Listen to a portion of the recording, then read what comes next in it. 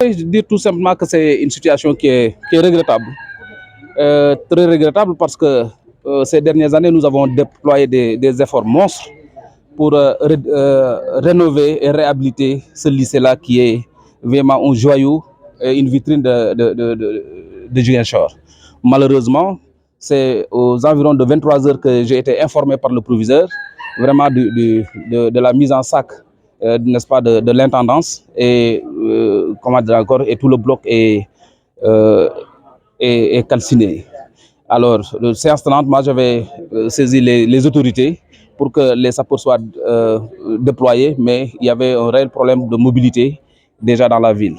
Alors, il faut le dire, hein, moi je pense que c'est vraiment regrettable. Et je suis d'avis que l'espace scolaire doit être préservé de toutes ces contingences politiques-là.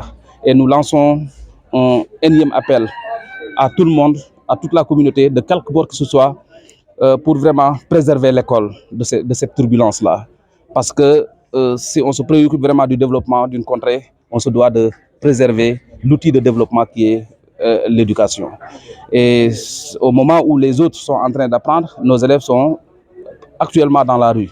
Parce que, en plus de perdre tout le consommable et l'équipement que la Fondation Sonatel avait eu l'amabilité de mettre à la disposition du lycée dans le projet de réhabilitation du lycée, dont la deuxième phase doit incessamment redémarrer.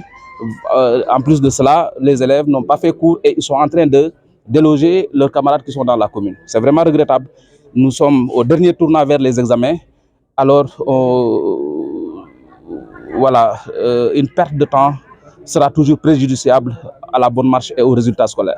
Depuis maintenant quelques années, l'académie est dans une tendance haussière au niveau des résultats scolaires, aussi bien au CFE, au BFM où nous sommes parmi les premiers, mais également au bac. Même si on n'est pas premier au Sénégal, on est en train de faire notre bonhomme de chemin et les résultats en 2022 déjà avaient atteint un niveau record qui dépasse même le pic de 2020 qu'on avait avec les mesures spéciales de la Covid.